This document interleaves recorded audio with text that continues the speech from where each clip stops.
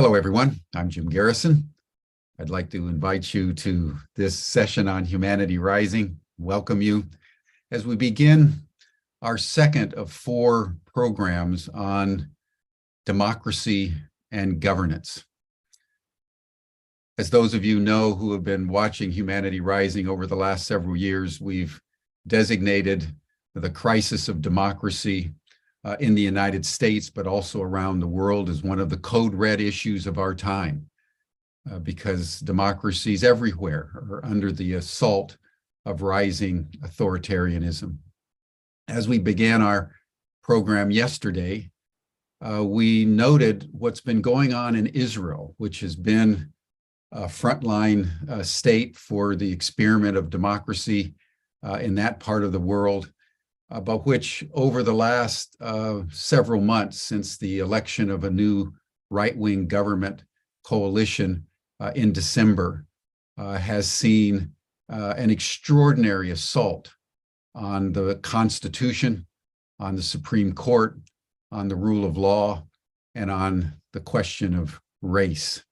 We've had several people on that have been talking about it, and we've used it as a foil, I would say, for conversations that have been going on here on Humanity Rising around the crisis of democracy in the United States. And today I'd like to deepen that parallelism between Israel and the United States, because it's so informative of some of the global issues that democracies need to address. Yesterday, I pointed out that what was extraordinary about what's going on in Israel is the massive number of people who took to the streets. It may be unprecedented in modern times. And just to give you a sense of what the reality was over there, if you take the population of Israel, which as of today was just over 9 million people, and you consider that upwards of 1 million people were on the streets in one of the protests in Tel Aviv alone, there was estimates of 750,000, 800,000 people in a single gathering.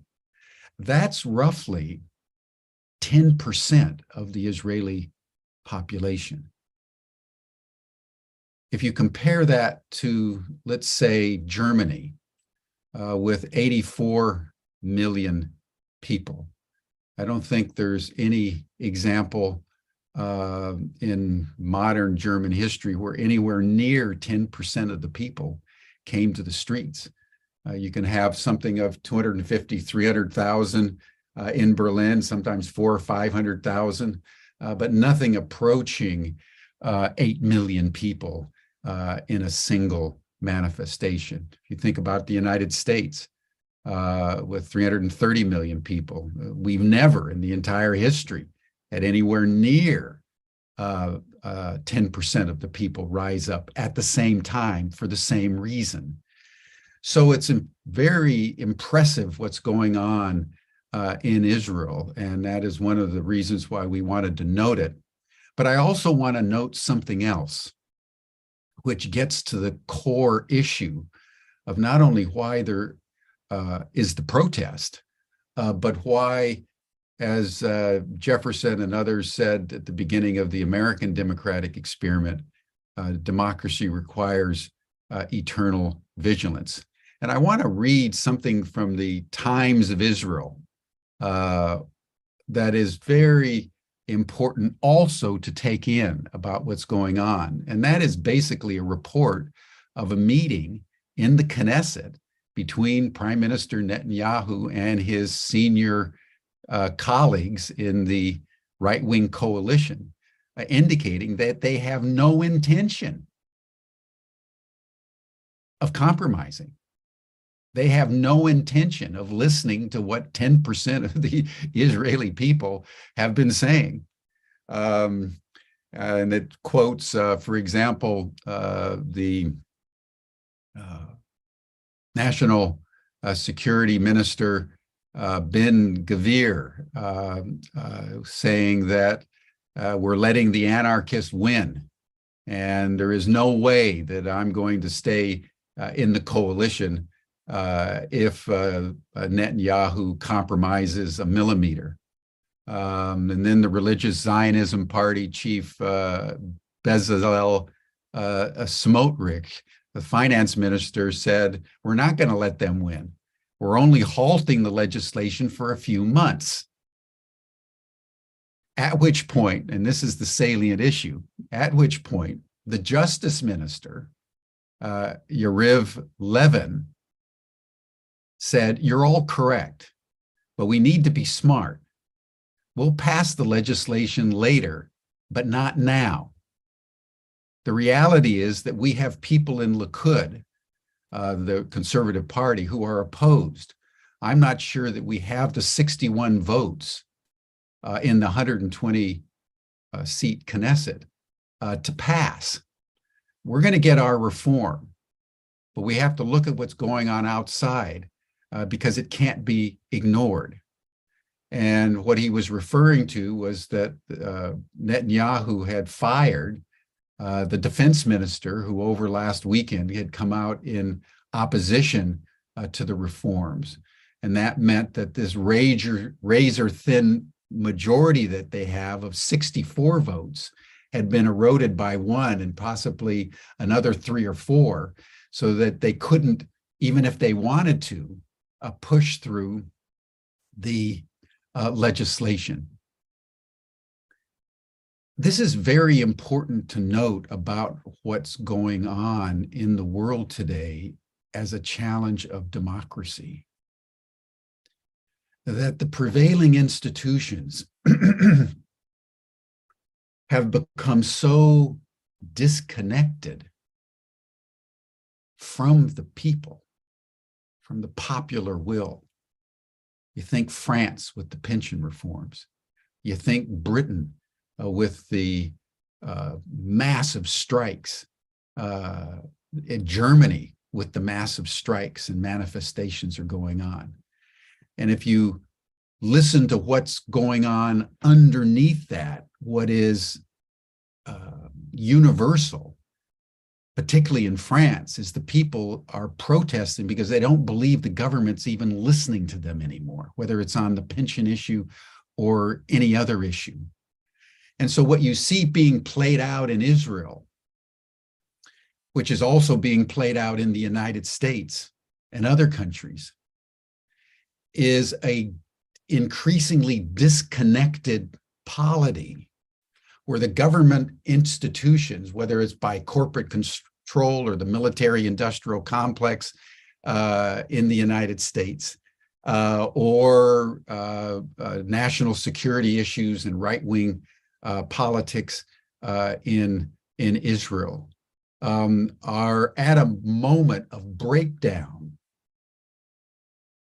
where even a massive manifestation doesn't have the required force to actually make the kind of difference that the people are demanding.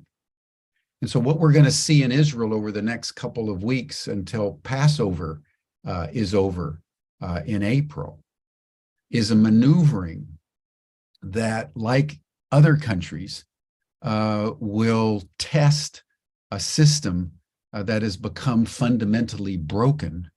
And because it's broken, the authoritarian forces are oriented more and more around the acquisition of power that is undermining the very foundation of the democratic process upon which a nation like Israel, like the United States, was founded.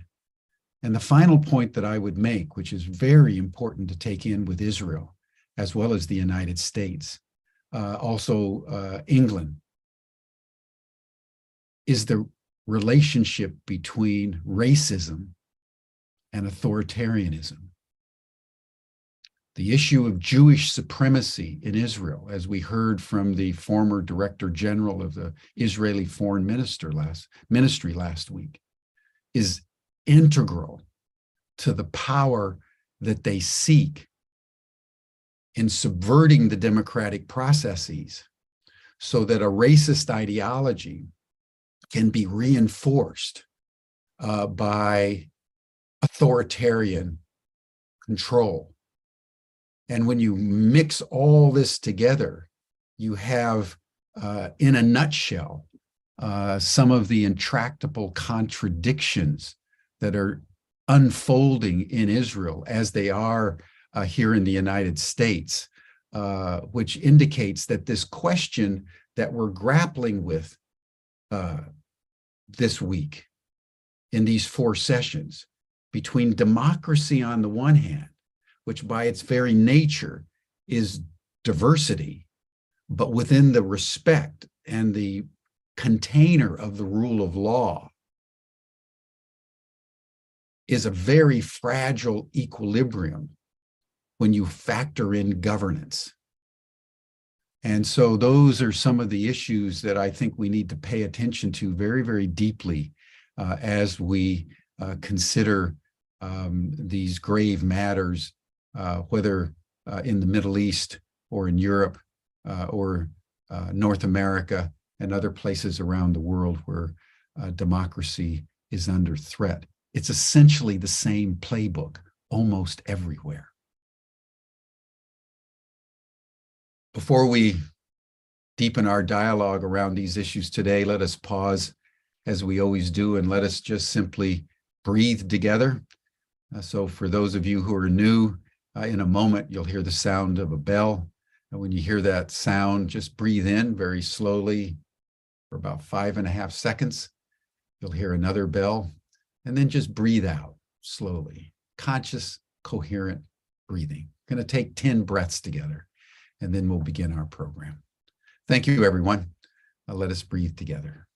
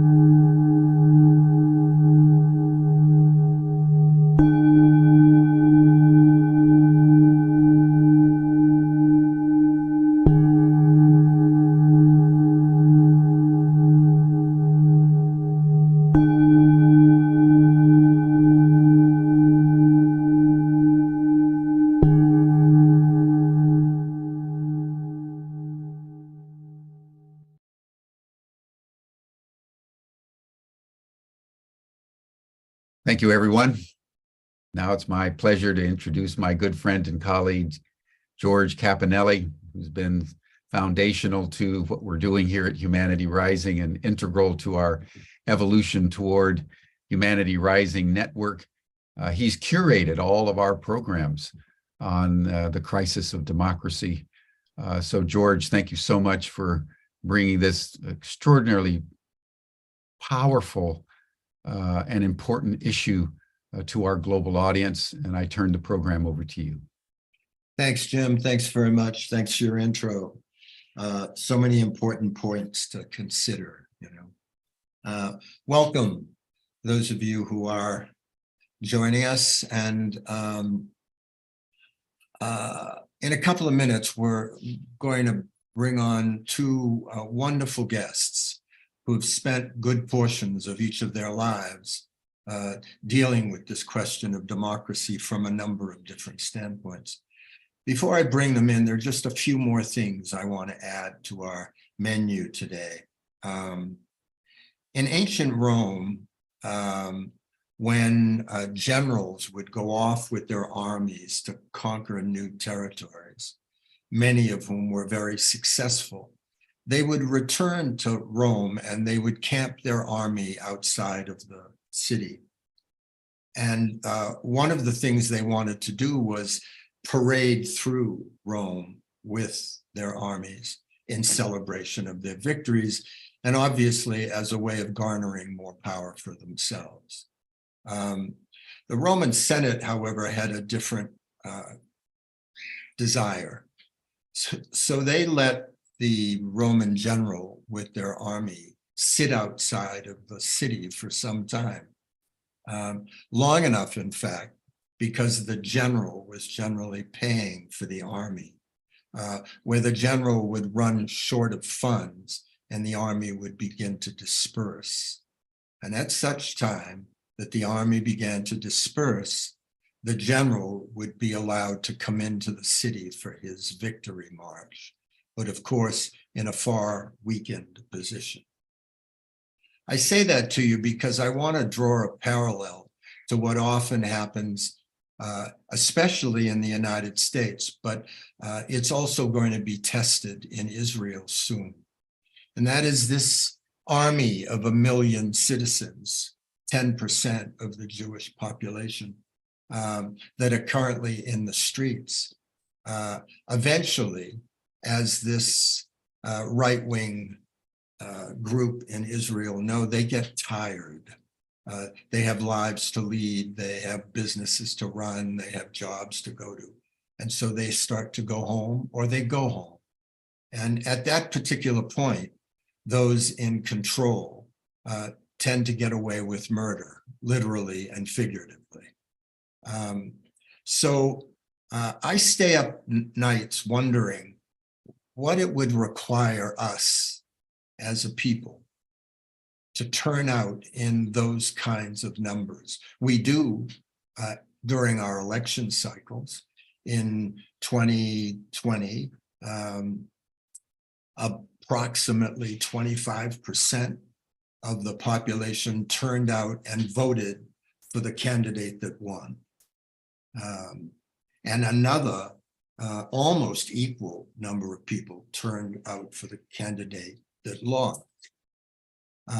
But then after that, the army goes home, goes back to their lives, assuming that government is now in the hands of capable people, hopefully, and that their rights and privileges are going to be expected and will not be required again until the next time there's a ballot box that's put up.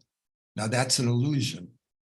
And so one of the things I would like us to talk about today, and I would like you to think about, is, are you willing to do what you need to do to defend democracy? Are you willing to be a citizen every day and not just every 2 or 4 years? Are you willing to be informed, engaged, and recognize that without you, just like that Roman general's army, without you, the politicians get away with murder, or as Jefferson said, they become wolves? So that's a question I'd like you to keep in mind today. I'd also like you to keep in mind this quote from Eric Hoffer. Eric Hoffer, American social philosopher, historian, involved in the labor movement. He says this. He says, no matter how noble the objectives of a government, if it blurs decency and kindness, cheapens human life, and breeds ill will and suspicion, it is an evil government. So as you look around the world today, I'd like you to think about Eric Hoffer as well, and put his metric up on the screen of your mind and tell me what kind of government exists in far too many countries in the world today. So now, with some of those thoughts in mind, let me introduce our two guests. Mark Gerzon has been a champion in so many ways for democracy, whether it's as a mediator, as a best-selling author, as someone who has created films about democracy, as someone who spent time working with government, with people in Congress, trying to bridge the gap between the left and the right. Someone who has been a champion of healing the divides between us for a very long time. And I don't know, frankly, and Mark and I have talked a little bit about it. I don't know how he's managed to stay on his feet and keep the spirit and the creativity and the energy going that task has required. Stephen Olakara. Stephen's a nationally recognized political commentator, speaker, nonprofit founder, and change maker. He's the founder and former CEO of the Millennial Action Project, the largest organization of young elected leaders in the US. Key to exploring a number of critical things. He's been a commentator on a number of major press outlets. Last fall, he ran as a candidate for the US Senate in Wisconsin. And for all of us, we regret that he wasn't successful, but we're sure that if he chooses to continue on that path, he will. So Mark, Stephen, welcome. So nice to have you with us. Good to be with you. Yeah. Thank you. So both of you have tremendous amounts of experience on the ground, not just theoretically, but working with candidates, with office holders, with political parties, and with people. Before we get further into the discussion of what we can do about the threat to democracy, would each of you say some things about where you sit today and what your perspective is on this state of the state that we find ourselves in?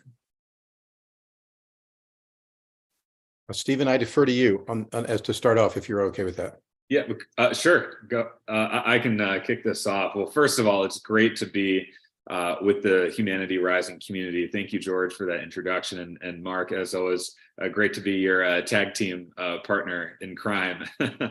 And Jim, thanks for those beautiful and poignant opening remarks. And before I dive into my brief state of democracy, I do want to thank many people in this community who did support our campaign for the US Senate, which was premised on a lot of shared values and the need to structurally reform our democracy, and that we can have a more humanizing style of politics. And the good news that I can share from all of that is the bigger the platform and the bigger the megaphone we have for this movement and for these ideas, the more support and energy we get. And maybe I'll start with that reflection, because I think what's at the middle of those two things, the mass mobilization and the ideas for humanizing our politics, there are a lot of systemic barriers in place. Some major industries, including the political industrial complex, the media, among others, that are highly invested in protecting the status quo. And so when they see this opportunity for renewing our democracy in a new kind of politics, they're incentivized to stop you from doing that. And so that is why I think for all the efforts that Mark and I and others in our movement who've been involved over the years, each effort is chipping away at those systemic barriers.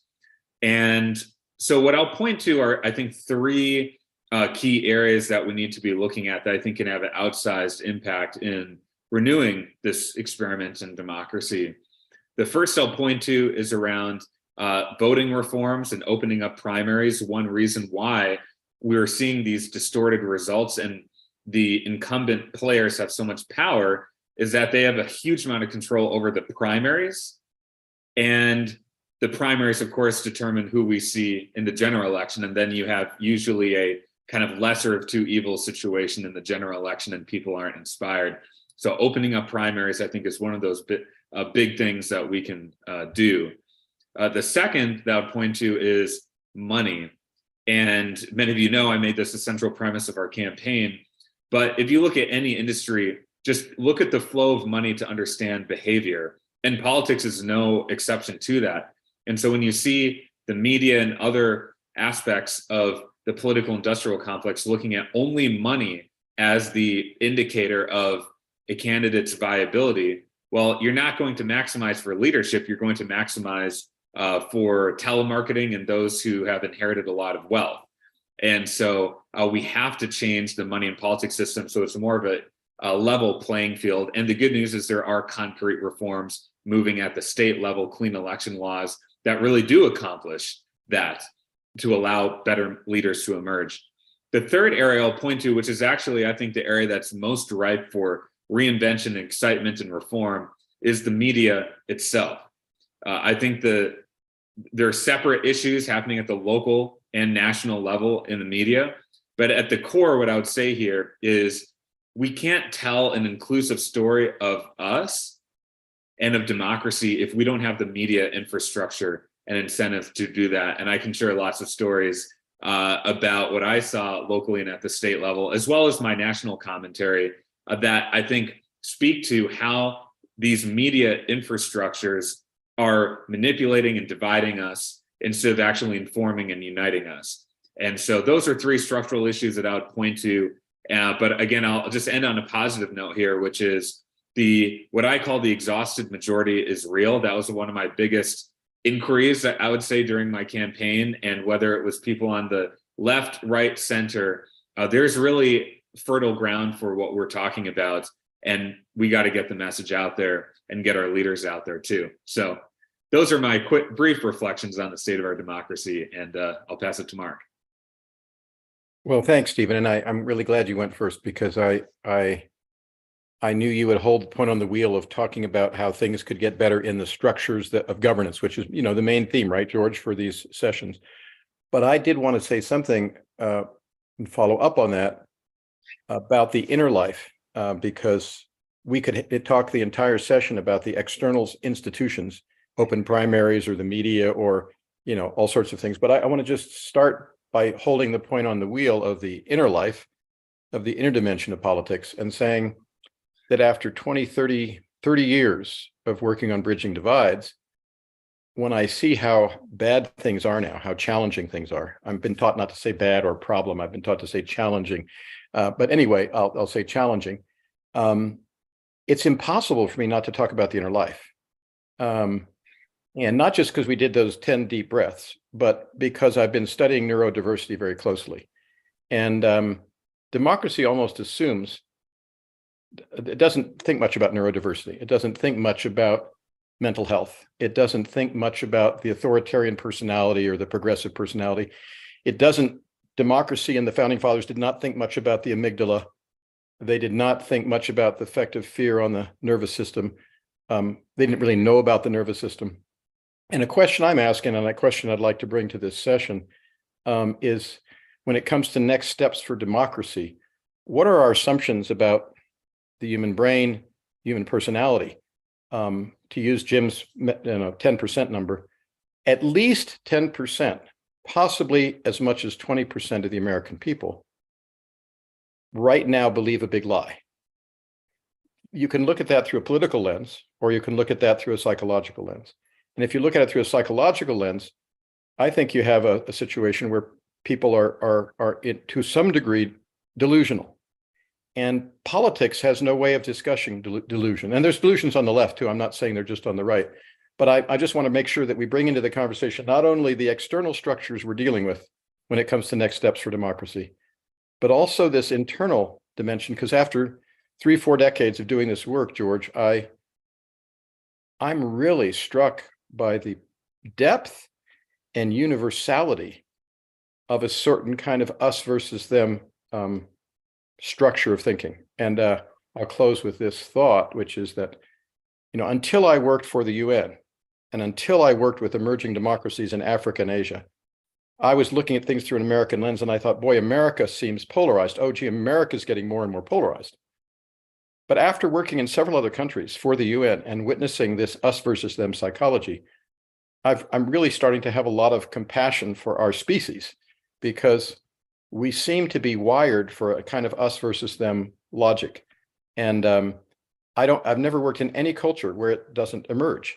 And I want us to bring that into the conversation and maybe find a balance, George, between the external political next steps for democracy and the internal psychological next steps for democracy, because I'm worried about, I think maybe that's not a politically correct word. Maybe you're not supposed to worry, but I'm still going to use it. I'll say challenging, but I'm going to say worried. I'm worried about the mental health of our nation.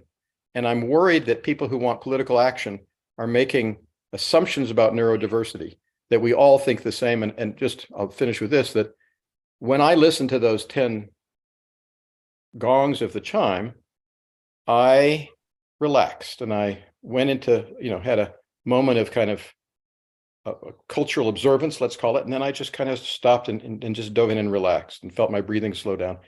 There are other people who would be on this same call, listen to those gongs and leave the session because it would make them so anxious. And that's what I mean by neurodiversity. Joe Biden can say we need to care for America's families on the television screen, and some people will have their hearts open and think, oh, what a wonderful man. And other people will look at the same thing and think, oh, what a con artist, what a con job, what a sham. In other words, let's bring that into the conversation, and I'll stop there. I think it's a wonderful addition to the conversation, Mark. And Stephen, I always love your optimism. Mark and I are a little more grayed and seasoned, I think. And so we still use words like worry and fear and challenge and that kind of thing. But you're right, Mark, you're very definitely right. I see, I think science is actually telling us today that we're not wired for competition, but for collaboration. But the conditions of our planet, the fact that we look through the eyes of scarcity and control and whatnot, certainly accentuate what appear to be our differences. But a friend of mine, the poet Mark Nepo, says that what we reach for may be different, but what makes us reach is the same. And I think, unfortunately, most of the conversation that goes on in our country today and in our world is about what we're reaching for rather than what's making us reach. Because that part that makes us reach, I think, is a lot more alike than different. But for issues of scarcity and economics and race and all of those issues, we find ourselves focusing on those rather than on the things that unite us. And you, above all, have spent 4 decades or whatever it is or more, literally looking for the ways that can connect rather than divide us, And thank you, George. And I agree with that. And I'm just struck by the fact that, another way, here's a case study for us to talk about if we want to, from both the external and internal perspective, since we just had another shooting of innocent children in the last couple of days. We are the only country in the world that has more guns than people. We have 390 guns approximately in our 390 million guns and 350 million people. So, one can look at that in an external way and say, oh gosh, what can we do about gun control? And I'm all for that, by the way, and I'd love to discuss that because I think it's really important. But on the other hand, I want to ask the question, what does it say about our culture and our psychology?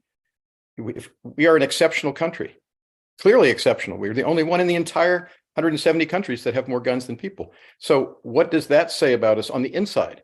And what is that fear about? And when you said, I agree with that's a beautiful Mark Nepo quote, by the way, but to get to what we're reaching for and to get down to that level of vulnerability and honesty requires a certain level of safety.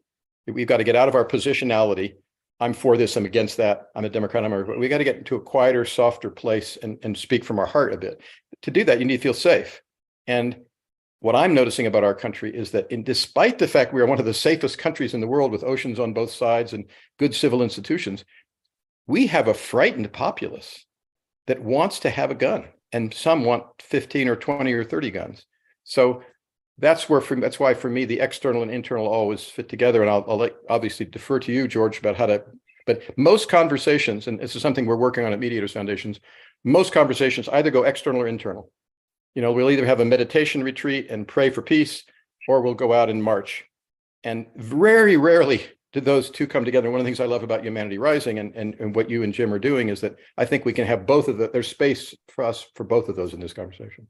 Well, and just to briefly add, I think, Mark, you're exactly right. With the internal work, creating a space where people can be open and vulnerable, and to try and connect these two conversations. I think one thing I've noticed is people really need, I'm a strong believer that there's certain vibrations in the body politic, and those vibrations can surface certain behaviors from people. And leaders certainly have a role too in summoning different types of behaviors in people. And so my mind has really been fixated on how do we model those types of vulnerable and safe conversations that you're mentioning, Mark, and bring and ripple out that kind of vibration into not only our democracy, but other democracies around the world. And what are the avenues for doing that? So that's why I'm really fixated on some media projects to help model those kinds of conversations. I think that I've noticed from all my work with Millennial Action Project and the campaign, and now some of the media stuff, is you can really help to open people's hearts to a more inclusive, vulnerable, and ultimately more fulfilling kind of conversation. So I love that, Mark, and I'm already thinking about how to take that to the next level.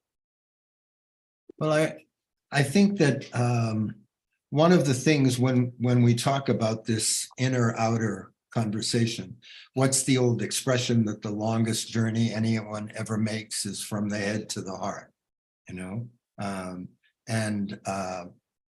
It's not an easy journey to take or make when we rely exclusively on words, on conversation as the way of doing that. In my experience in my life, it is experience. In the years that I did a lot of transformational seminars that I led and whatnot, I found that a group would come together at some point during the week for a 4 or 5 day event. And over the course of those 4 or 5 days, they had actual experiences with each other. And it was those experiences that helped reform connections between them. But in a world that is isolated by viruses and a variety of other things, and people stop interacting with each other in communities where left or right, there are still things that need to be done. And if they would get together and do them, they would find greater commonality. There would be less of the dissociation that goes on in a mind-oriented verbal world. So that's one thing I think that would help. I think, Mark, you're right, that there's just not enough on television and in the media in general that give us that pause as the breathing exercise at the beginning of HR does, just to reorient a little bit. And even that wouldn't be sufficient, because you're right. Some people have that breathing experience and they pick up their heels and run for the trees because they don't want to reflect. They don't want to feel at that level. But when I look at the transition that has happened in our country in just the last several decades, how it wasn't very long ago when no matter which side of the political aisle somebody was on, there were basic characteristics and qualities of being a human being that people agreed on.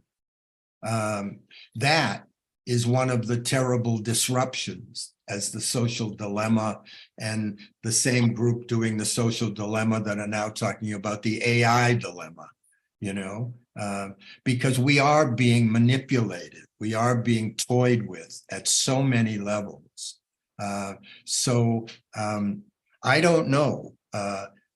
But I do believe that it's that mixing that you talk about, Mark, where you walk into a room. When I used to do corporate events, the first thing I would do when I brought a group together were different centering processes before immediately the ideas and the disagreements and all the rest of it were allowed to surface. Media, I think you're right, can play an enormous role, Stephen, which is one of the reasons we're trying to do what we're trying to do with Humanity Rising and with the network. What else would be possible, do you think, that could call people to that inner space from which they could come out into the world with greater balance, greater integrity, greater harmony? Well, go ahead, Stephen. Go ahead. Well, I'll share a clue, George. This is not an answer to your question, but it's a clue. When I did the retreats for the U.S. Congress 20 years ago, I had the privilege of knowing fairly, not intimately is too strong a word, but personally, more than half the members of the U.S. Congress, equally divided between Democrats and Republicans. And what I noticed, looking at the 220 that attended, but also the full 435 complement, was that there were Democrats and Republicans who wanted nothing to do with each other. And I think psychologically, neurologically, they didn't want to, and they didn't feel competent to work with the other side. And there were Democrats and Republicans who were eager to collaborate and thought that if they collaborated, things would work out better. And so I started to work with Congress thinking in terms of Democrats and Republicans, sort of a left-right, horizontal spectrum. But the work with Congress made me realize there was also a vertical spectrum, from high collaboration to low collaboration, or, you could put it reverse, high stereotyping on the other side, low stereotyping on the other side, or you could put it trust-mistrust scale. So there's a left-right scale and a trust-mistrust scale, or you could call it a trust-fear scale. And so one thing I'd like, I don't know how it's done, but if somehow or other the voting populace could start to understand that they're not only voting for somebody on the left-right spectrum, they're voting for somebody on the don't collaborate spectrum. They're voting for that. And so that's why the internal dimension is so important. If I'm aware of my internal dimension, then I can be aware of the internal dimension of Congress, and that's a rather big difference. And I just bring it there because, Stephen, you ran for the Senate. The inside of the political system on an electoral level better than I do. And I don't even know if that hope of mine is realistic, because the entire campaign structure is, where are you on the left-right scale? Where do you stand on abortion? Where do you stand on Ukraine? Where do you stand on the border? Giving the litmus test to find out where can I pigeonhole you quickly. And then, of course, people can always say, and they did, George Bush said it, Clinton said it, Obama said it. Everybody said, we're going to work together when I'm president. I'm a uniter, not a divider. We're not red states and blue states. Everybody said it when they campaigned. And within a year of being in the White House, they're on one side fighting against the other, increasingly over the last 20 years. So I'd love to hear you go wherever you were going to go before you deferred to me, but I would love for you to address that question. Is there a way of bringing the inner life into political competition?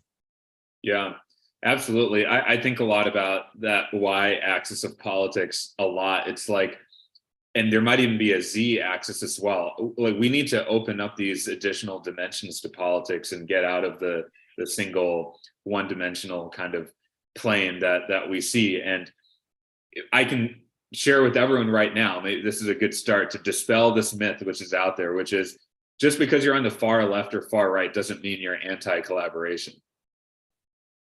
Your ideological position is, from what I've observed from all my time working with elected officials, pretty independent of whether or not you're likely to work with someone across a line of difference. In fact, I would argue that some of the best and most fruitful and fulfilling collaborations that I was able to help broker and bridge were with people who you would describe as being a progressive left person or a very conservative right person. And I'll point to an example of the bipartisan criminal justice reform, which was the First Step Act a few years ago. You had, everyone from Cory Booker to Donald Trump supporting this kind of reform.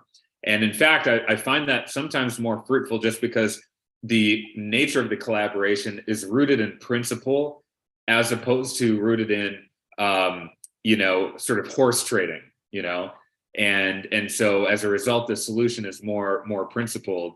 And I think one reason why the political industrial complex wants you to see that, only centrists are the people who are willing to work across the aisle is often those are some of the people who are most serving the corporate interests in America. But that, I just want to dispel that narrative. It's not true. And I don't know why we keep talking about it that way, but we need to change that narrative. The second thing I was going to point to is I think that part of the way that we can have a more human conversation in politics is by bringing more people into the process who are not the hyper-partisan junkies who sort of drive the conversation right now. And I find that music is a powerful art form to attract people to a conversation. We certainly did that on our campaign trail. Would be, I ran as a Democrat, and we had some of the most conservative communities in Wisconsin supporting us. And often that first connection point was I would play with a local band, and that would build some of that trust. Also, it was a lot of fun, so I did it for that reason as well. But I think the arts are actually extremely important to the future of our democracy.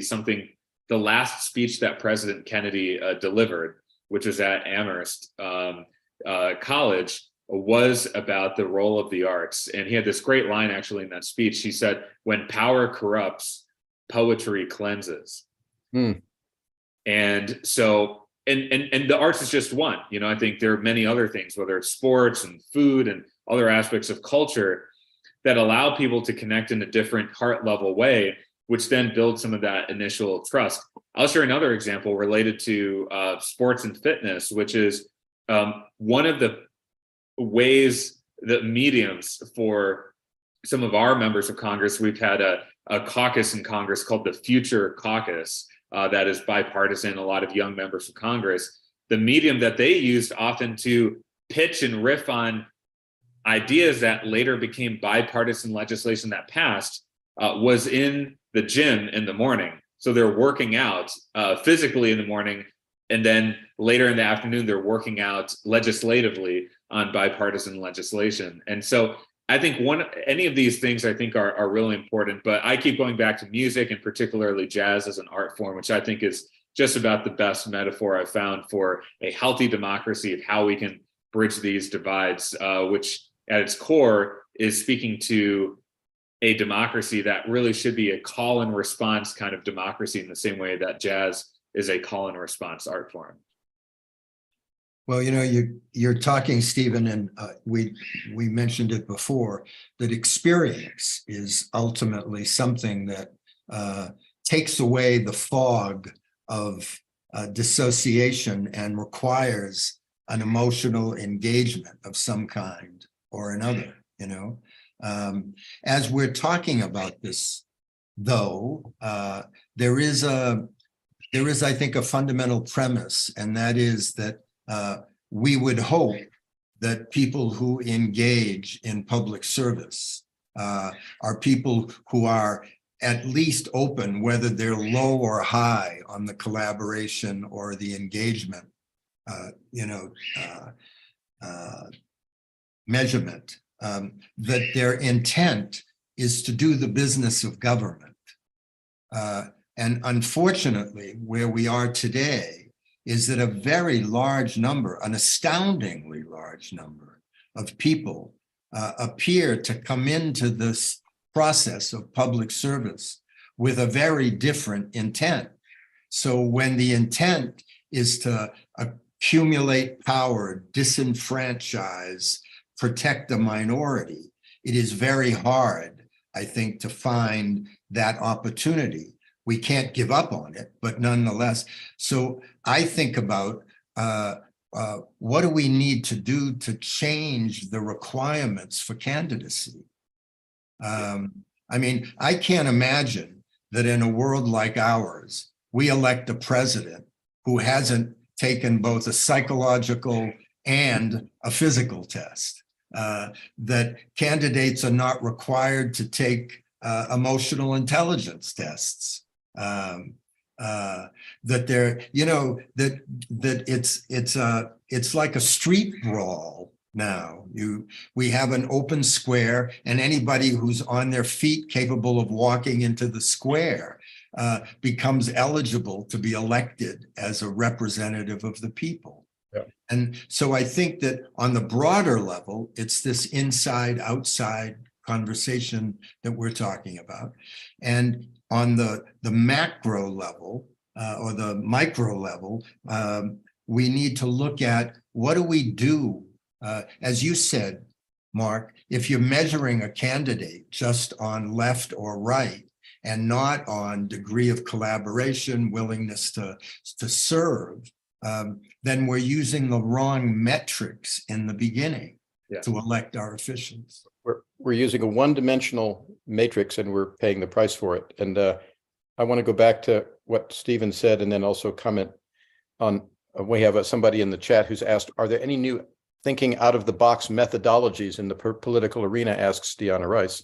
And I'd like to go to that in a moment because I think that's a good question. But Stephen, I completely agree with you and your point about the people on the far left and far right will collaborate as much as people who are on the moderate left and moderate right, and that you've seen capacity to do that across the spectrum, and you've seen willingness and an unwillingness to do it across the spectrum. I agree with that completely. And one of the reasons I'm going to this neuroscience, neurodiversity question is that it seems like some brains are wired to be able to do that quite agreeably and even get pleasure from it. And other people's brains are wired, nervous systems are wired that it's terrifying and upsetting and causes them to shut down.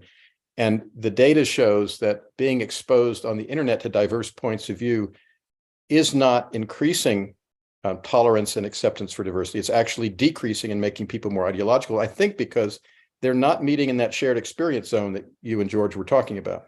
And that goes to Deanna Rice's question, because when I've had a positive effect in the political arena, it's because people have had shared experiences. For the retreats with the Congress, they and their spouses and sometimes their children took a train from Washington to Hershey, Pennsylvania, and they spent the weekend in Chocolate City. And then they took the train back and they were living together and being together for 2.5 days. It was an experience. It wasn't a drive-by shooting on Instagram or Twitter. It was an actual shared experience. And so to Deanna Rice's question, I'd love to hear you say something about this, Stephen, because you just did a campaign. And my experience is that there are innovative ways of bringing people together. There are out-of-the-box methodologies for building trust, for exposing that, sharing, to use George and Mark Nepo's phrase, what are we reaching for? That inner urge to serve. They all start supposedly with an inner urge to serve, right? So how can we take them back to that heart place where they want to serve and then work out the differences?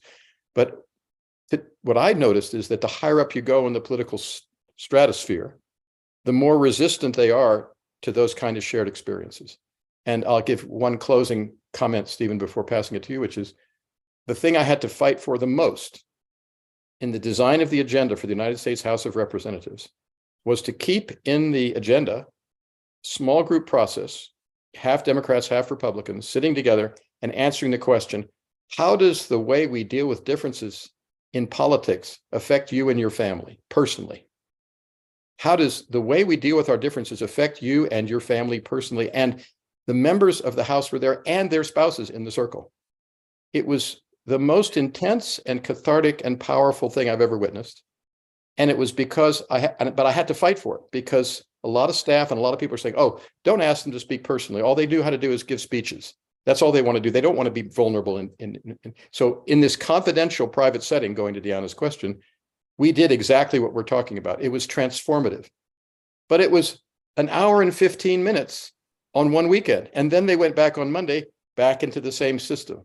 Well, now 20 years later, we can see what that system has done.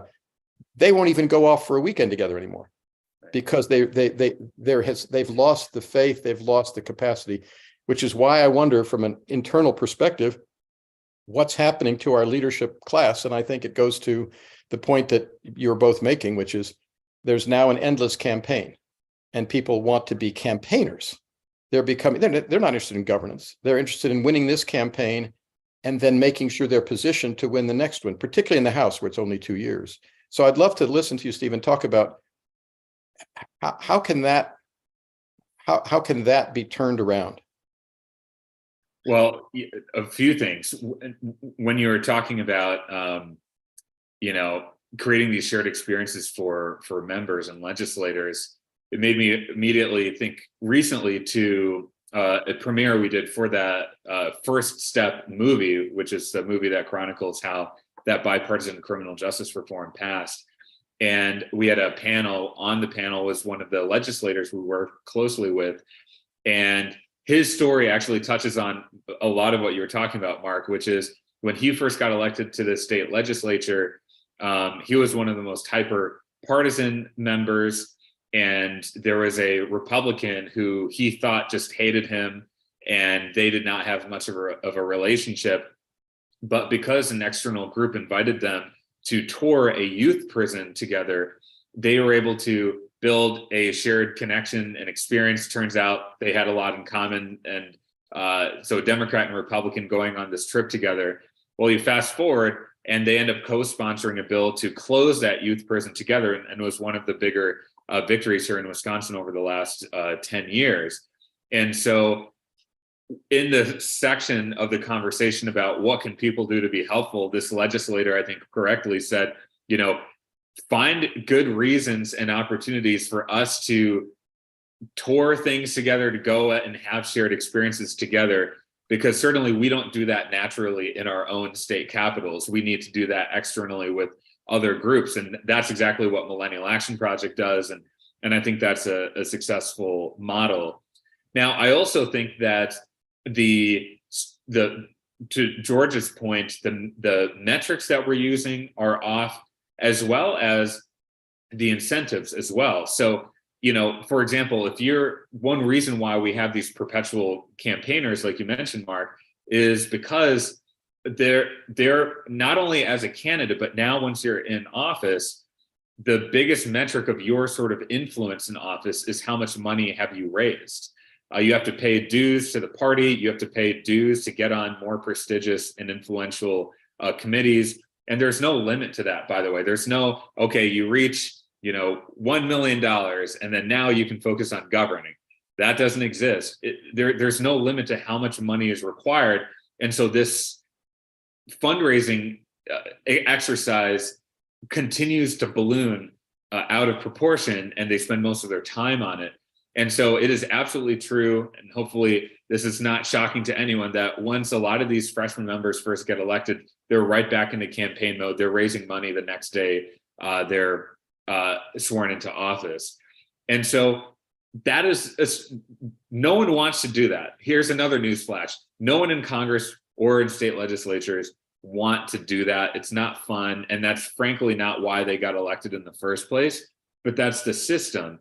And so that's why I think, one solution that we've seen in a few states is these clean election laws that say that once you demonstrate your viability as a candidate through small community fundraising or donations, you get a competitive grant from the government to run a real campaign.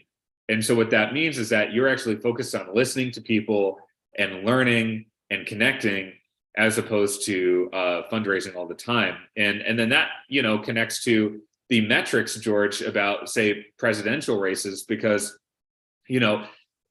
the pollsters and the media will only cover the candidates who have the most amount of money, essentially. And, we see this going on right now. There was a poll recently for the 2024 Democratic presidential nomination.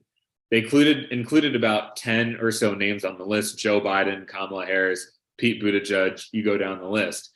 Well, they didn't include the one major, significant candidate who's actually entered in the race, which is Marianne Williamson. And so these are the ways, and she probably would actually show up a little bit on that poll. And so these are the ways that the media is manipulating us, and we got to call that out, but also, change how we're covering races, so that we're incentivizing better leaders to choose to run, and then ultimately rise through the process. And I'll make one final note on rising through the process, which is, if you wonder why there's so many political hacks who run for office, and then they're the ones who stay in office for too long, well, again, that's what the system is incentivizing right now. If you want to try and have a legislative impact in Congress, well, you're likely not going to do that in your first few years. The way you do that is by towing the party line. You essentially say what the party leaders tell you to do. You just do what they want. You stay in office for a while, and then 10 to 15 years later, you might get a chairmanship of a key committee. And so meanwhile, you're fundraising, and I would argue 15 years later, you've lost your soul, you've lost your mission for governing in the first place. So again, a lot of good people with good intentions who do bad things because of these incentives, and we have to change them. So a couple of things that are clear from this part of our conversation. One is that, to answer Diana's question, there's no lack of skill and there's no lack of strategies that exist, if not in the political sector, in the corporate sector, in the personal development sector. There are a ton of ways that people can learn to be more connected than they are. So it's not like we have to invent a whole new methodology. The fact is, we only have to practice what we already know how to do. The second thing is that money is clearly one of the reasons we are attracting the candidates that we're attracting. Is that I think it was Confucius that said, the greedy man, no, I'll screw up the quote, so I'll leave it alone for the time being. But it's all about what drives human beings. Is it money, or is it something else that drives them? And there are too many hacks, frankly, in our political structure that are driven by money, that are driven by power, and that are driven by an agenda that has nothing to do with democracy. And this is where the internal thing comes in, Mark, I believe, because if we were in touch with our innerness, the values and standards that we would accept in people that we elect would be elevated standards. But when we too are consumed by money and power and whatnot, we're all playing that same game. When I was managing a US Senate campaign a number of years ago, in California, I think the requirement was for either an office holder or a candidate that they needed to raise a minimum of $15,000 a day. Now, we've gone way past that. But if $15,000 is what somebody needs to raise in a day, who the hell are they going to talk to? Who are they going to listen to? So much like the changing the standards on voting, unless we get money out of politics, we're finished, because this process is just going to, if you look at the amount of money that's spent in a presidential campaign at all levels, billions of dollars are wasted on campaigns that could actually be serving the well-being of the people. And eventually, if we don't get hip to that and change it, we're going to stay in this oddness that we find ourselves in. So macro level, inside, outside, greater balance, heart-head coherence. On the micro level, we have to change the structure sufficiently that we make it unattractive for idiots to want to run for the Congress or the Senate or something else. And I know that's a confrontive adjective, but I'm afraid that quote by Eric Hoffer that I opened this conversation with. I think we have to be able to tell the difference between good and evil. Mark? Yeah, I'll just quick story to get really practical. Pete Meyer was a Republican from Michigan, from a conservative district in Michigan, and Pete Meyer won and served in Congress, and he just joined the Congress when 10 days later he had to vote for or against impeaching Trump, and he voted against impeaching Trump, and he was then in the next election beaten by a Trumpite in his own district. And I talked to Pete at one point, and I said, you know, we talked about why don't Republicans and Democrats work more together? And he said, but Mark, we do. He said, we work together in Congress. You just don't know about it. I said, well, tell me. Right. He said, if we get no press, and if it doesn't involve any money, we can do things all the time. And he mentioned 3 or 4 small things that he had done with a Democrat. He said, the problem is if it gets any press or involves any money, then the political leadership tells us, stop it. Stop doing that with that person on the other side. So going back to Stephen's point about incentives, we have a system that incentivizes the behavior we're lamenting. And so how one changes the incentives, and that's to me where the inner and the outer worlds meet, in that word that both of you have mentioned, incentives. If the incentives are to become more collaborative and creative and co-sponsor legislation with somebody from the other side, if that's what the incentives are, we'll bring that out of the human personality. If the incentives are to be stridently opposed to the other side as an election strategy and to cozy up to your party leader who's going to be more on the extreme side because the party leaders love to combat with each other, that's where their power comes from, then that's how we'll behave. And so, you know, where I've been frustrated and still looking for, you know, brilliant new breakthroughs is how do we change that incentive structure? And money is a huge part of it. And to me, money is a symbol of that external dominated worldview, where it's all about, like Stephen said, I mean, I remember even in your race, how much money has Stephen Olakar raised compared to these other people? And if your amount was smaller than theirs, if your amount was significantly smaller than theirs, people would say, oh, Olakar, well, forget about him. He's never going to make it. He only has X $100,000 and they have X $1 million. And, you know, Stephen, since George mentioned it and you dealt with it, you know, do you see any daylight at the end of that tunnel? How would you see it changing that incentive structure? Well, I'll share a quick anecdote from the campaign, and I think I saw a question about from Dr. Ferguson along these lines about, you know, how the message can penetrate, which is, you know, we had this odd situation where because of the dynamics you mentioned, Mark, these sort of media gatekeepers kept suppressing our campaign at every step along the way. Meanwhile, when we were lighting it up on the campaign trail with real human beings, there was no reporters to be found. And by the way, I'm not just talking about our campaign.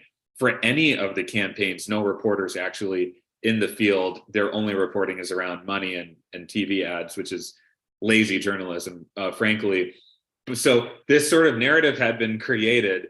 And then finally, we had a light at the end of the tunnel, which was a US Senate debate, broadcast statewide and aired twice across the entire state. Now, the media created these arbitrary barriers and did not notify us in an egalitarian way about getting on that stage. And we believe that was likely to ensure that we were not on that stage, and that intel had probably been shared that that would be a competitive advantage for us. But we decided, instead of complaining, we got to beat this system here. This was a microcosm of the larger problem. So we called in every favor we had. We got everyone from Andrew Yang to Akon and a lot of people in this group as well, helping us to clear the hurdle. We needed 5,000 individual donors in 3 weeks to get on that stage. And we ultimately did. That was our big breakthrough moment. And all of a sudden, a lot of our dreams of the campaign started to come through because people finally saw this. And the next day, the analyst said that we had the strongest performance and we were the clear winner of the debate. So you had this odd media moment where the candidate they were trying to write off all of a sudden just had the best debate. And so maybe money isn't the only indicator here. And then all of a sudden we got a lot of support from people and we finally cut through. Now, structurally, one thing that's important to mention here is the early voting had already been going on for a month before they had the debate. And so had the debate been sooner, it might have been a different outcome. But the final conclusion to the story is one that I think should hopefully inspire some hope, which is that following it, the television station was much more favorable and accessible to our campaign. After the campaign was over, they reached out and asked if I would be a regular contributor and commentator on that same station. And now we're exploring larger ideas as well, because in the words of their director, they want to be a part of the solution now. They're inspired by the conversations of our campaign. They want to bring more of that to their station. So hold on, let's just take stock of this arc here.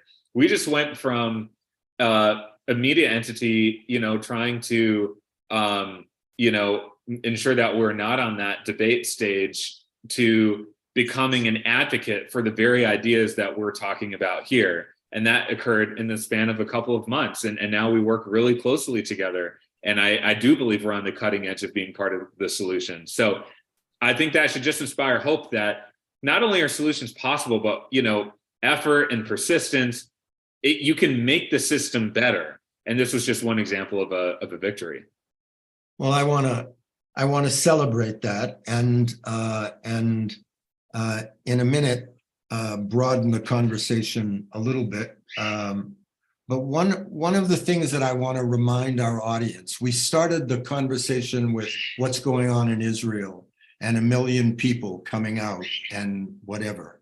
And I think one of the important things that we have to remember is that we, the people, have a voice. And if we're not speaking that voice, if we're not supporting the Stephen Olakaras to be on stages, if we're not paying attention to the quality of the candidates that we're electing, no matter what we do, we're going to be running uphill.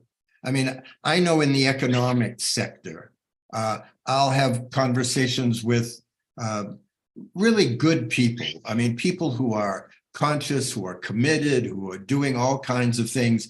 And then a question gets asked, something about what they are investing in with their money. And oftentimes what I discover is, because energy stocks are lucrative, they're supporting things that are killing our planet, but there's a bifurcation between what they're investing in and what their so-called values are. We eventually, in that bringing together of inside and outside, have to recognize that we have to walk our talk as citizens. It's the only way that we can begin to prevent the prime minister of Israel from being able to say, let's pull back for a couple of months and then we'll pass the legislation. If we recognize that we have the power of how we spend our dollars, not just our votes, who we contribute to, products that we buy, organizations that we support, then we become more full-bodied citizens that are deeply invested in the well-being of democracy. So I'm going to ask Jim to come back in for a few minutes at the end and see if there are any other issues that we can talk about. But I think the ground that we've covered, the inside, the outside, the looking for character and quality in the human beings that we elect, the recognition that if we stay on this money track, what's going to happen is we're all competing to accumulate the same amount of money, and we're killing democracy in the process. Jim, what do you think? Boy, what an invigorating conversation. First of all, Stephen, great to hear that small victory of yours. Let's hope it continues to flourish. I'd like to start by going back, Mark, to your initial point of the inner and the outer, and kind of the X and the Y axes that need to be taken into consideration. And I noted in the chat, Kim Kerrigan was making a point about healthy leaders, make healthy decisions and so forth and so on. And I want to bring in two aspects that are in some ways between the inner and outer that I think are having a corrosive effect on the democratic process, which I would love to have both of you comment on. One is the general health of the American public. I read just last week a Pentagon report that 77% of all the recruits to the US military are turned down for three reasons. One is they're excessively obese. The second is they have chronic drug use, both prescription drugs and other drugs. And thirdly, a range of mental illnesses. So for the last several years, the Pentagon has not been able to satisfy its quotas for the volunteer army that currently serves the U.S. Military, as we interact with countries around the world. And I think it's important to take note that the United States is considered the unhealthiest country in the industrial world. We now rank 50th in the World Health Organization list of healthy public. And there's another aspect which I think is even more pervasive and fundamental that feels to me essential to take into consideration. George, you noted it, but I think it's actually of everything, money, health, inner, outer, not only the elephant in the room, but the genie is about ready to get out of the bottle big time. And that is social media and artificial intelligence. Probably many of you have seen, Social Dilemma that was done a couple of years ago on Facebook and went viral globally because it was pointing out that the consequences of social media in the public and personal domains was far more corrosive than anybody initially expected, and was now being manipulated by the big corporate giants like Google and Facebook, Twitter, etc., to actually manipulate the psyches of the users. And the one point that I think is worth bringing into this, and I know, Mark, you have talked about it extensively, is they were pointing out in Social Dilemma the evaporation of the global commons. That one of the effects of social media has been to isolate people. And they showed graphs that as social media has taken off, the more you use social media, the more isolated you are, the more lonely you are, the more susceptible you are to self-harm, suicide, drug abuse, et cetera, et cetera. And I raise this because over the last several weeks, the same two gentlemen who produce social media have done the same thing now in artificial intelligence and the chat GPT that is literally taking the world by storm. And I'll put in the chat just a minute a video of a private gathering that they had in San Francisco on the 9th of March that was hosted by Steve Wozniak.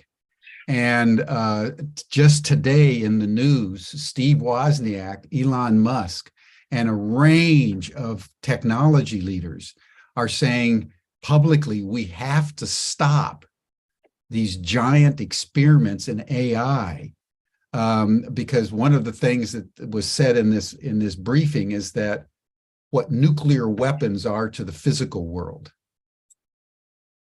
AI is to the virtual and social media world. And just like we didn't regulate social media, in fact, the Congress passed laws precluding any regulation of social media. The same thing is happening now. And what was exponential with social media is now exponential times exponential with artificial intelligence and the sophistications with which these corporate giants can manipulate the inner recesses of the human psyche without any regulation. So when you put all that together and see how social media and now AI is going to be used for political purposes, and not just in the United States, but every country around the world, I think we get a measure of just how dangerous our situation is, and the how to put it, the conversation that we're having here, I would say, and I don't mean any disrespect, but it's almost 20th century about money in the media and how do we have electoral reform when we've got social media coming down the tunnel at us, manipulating us from the inside out 24/7, and we don't even know it. And that's How does that affect democracy as we would love it to be in a situation of for the people, of the people, and by the people? So anyway, I would just love to have your comments on that. I'll be very brief and just totally underscore what you said. And I think you're right to point to it because, and this is why I started by talking about the interdimension, Jim. Yeah. I grew up in a world where you would shake someone's hand, look them in the eye, and decide, do you trust them or not? AI now makes it possible. Someone could make a video of you, Jim Garrison, saying things you've never said. Mm-hmm. And I would have to discern that video of Jim Garrison saying those things wasn't the real Jim Garrison, but was an AI version of Jim Garrison. Now, that's not something that any human generation has had to do before. Exactly. Am I watching Jim Garrison speak, or am I watching the AI version of Jim Garrison say what he just said? Now, that's a level, and this is why I'm focused on the interdimension, because I think all of this and social media is affecting the interdimension of our lives. It's increasing fear, it's increasing mistrust, it's activating the amygdala. It's actually changing our neurophysiology. And that's why I'm saying any future conversations about political change and protecting democracy has to include the inner and the outer for precisely the reasons that you said. And I'm glad Humanity Rising is on this theme because it's vitally important. Stephen, over to you. Well, I would just add that I think all three of these layers that we're talking about, which is the heart level, the structural incentives, and the technology, it's all connected because social media and algorithms, for example, they're supercharging some of the vices that are inside of us. There's then supercharging some of the worst incentives in our politics. That's why, for example, if you see any kind of political ad on social media, it's one, manipulating our emotions to maximize outrage and anger at the other side. It's incentivized by the money because the reason they're doing that is because they want to raise money and there will be a fundraising link. And the social media is what allows them to do that and supercharge all of those emotions and incentives. And now to your point, Jim, where is AI going to take that? And it's yet another example of how government has been just behind. I've personally been a part of hearings and meetings with members of Congress specifically on AI, and everyone agrees it's important. Everyone agrees we need to be proactive in exploring what smart regulations could look like to keep this within some broad parameters. And yet then those things just kind of fall away and they're not prioritized, and they certainly haven't passed anything. So while we're still playing catch up on social media algorithms, now we're going to start playing catch up on AI. And this relates to the broader theme of what we're talking about, because one of the symptoms of when people can't constructively work together in the political system is that these long-term sort of problems just get pushed back. Polarization leads to short-termism. It's governing from what's immediately in front of you, crisis, instead of not being able to look ahead. And so one of the positive outcomes of all of these pro-democracy reforms that we're talking about is that we would be able to more proactively take on an issue like AI and make sure that we're actually up to speed, so that this ends up being a pro-humanity innovation into one, as opposed to one that does the opposite. And I don't want to keep beating on the same drum, but I'll beat on the drum of we the people. If we leave this to government to solve, we're finished. That's true. Yeah, absolutely. This is something that each one of us has to be an advocate for, in addition to all of the dire predictions of the two gentlemen that created Social Dilemma and are now dealing with AI. They quite frankly say that if we don't do something about this, 2024 will be the last election human beings are capable of influencing. Now, if that's not enough to scare the whatevers out of all of us, if we want, if the question of whether or not the legislature and the prime minister in Israel can impact the Supreme Court is enough to draw 10% of the population out into the streets in Israel, if this isn't enough to draw 10% of the US population out into the streets, I don't know what is, because you're going to become an automaton in somebody else's world if you don't do something about this, you know? So wake up, please, America. Let's decide that we want a country, as Bucky Fuller said, that we're the architects of the future and not its victims. That's a choice we have to make. People like Stephen, people like Mark, what we're trying to do with Humanity Rising, we're a part of the voices speaking out, but you, all of you, have to start speaking out and representing. Can you imagine the life you will leave your children if you allow this crap to happen? Pardon my French, you know? We can do better than this, much better. And I'll say to anyone who feels like these problems are intractable and are feeling scared by the scale of them, I'll say, as someone who's been on the ground for the last 15 plus years working on this stuff, is that each step, each positive step has a ripple effect.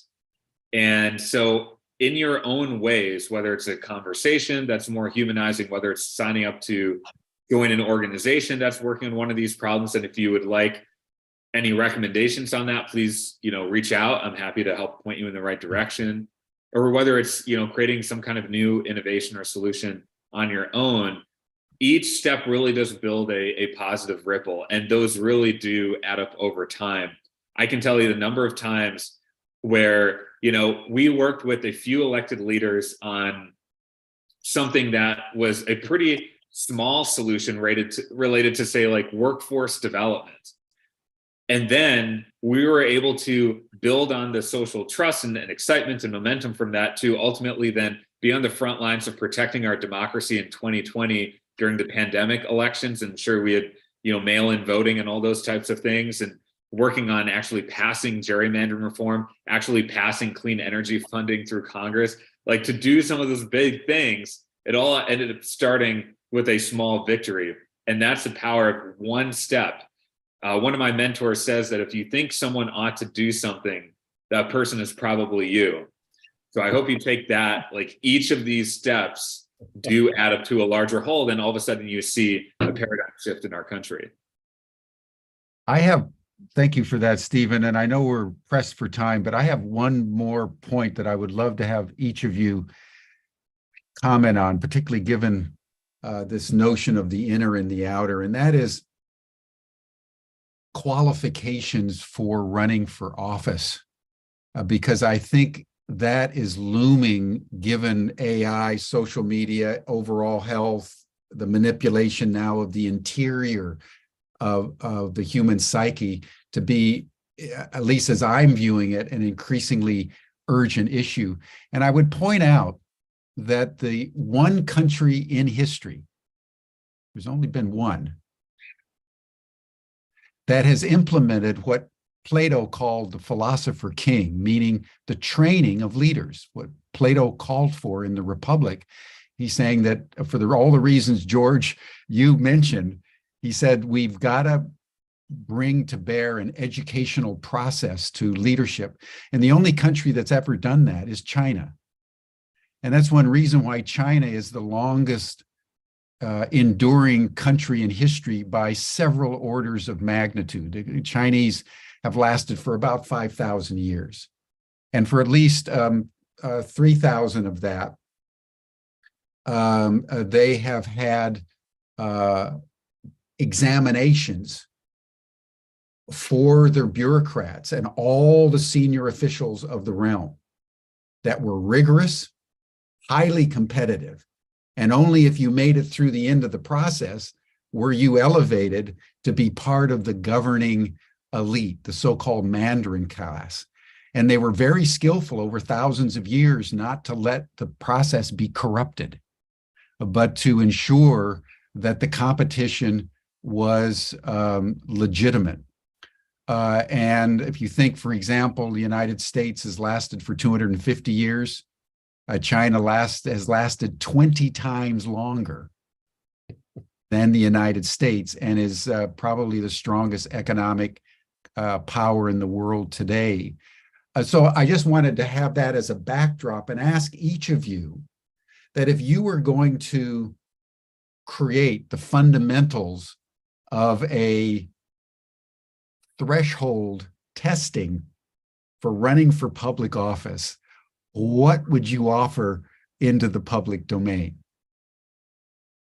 Well, I've thought about this quite a bit, because I'll share from my own personal experience that before I decided to step into the public arena, I, as someone who already had a meditation practice, deepened it many orders of magnitude before jumping in, centering myself, my soul. Who am I as Stephen Olikara? What is it that I believe? And going through that internal work, I believed was essential before I jumped in the fray. And then once I was in the fray, I saw a lot of people who didn't do that work, and they're much more susceptible to a lot of the vices of behavior and political wins. And I really think that, I started to realize during the campaign, a public campaign is a terrible place to find yourself as a human being.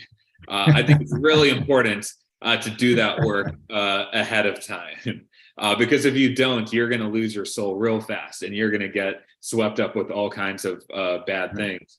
And so I would say as one thing, I would try and create a norm in the country where people who step into public life of different forms are encouraged to do that kind of internal work. I think that also, being able to demonstrate your leadership capacity in a number of different areas, I think is also important, to your point, Jim. And I also think that, your sort of knowledge on the issues and sort of basic qualifications needs to be, more emphasized. Having a tweet go viral, and just because that boosts your name ID, might not mean you're actually the best person for a particular job.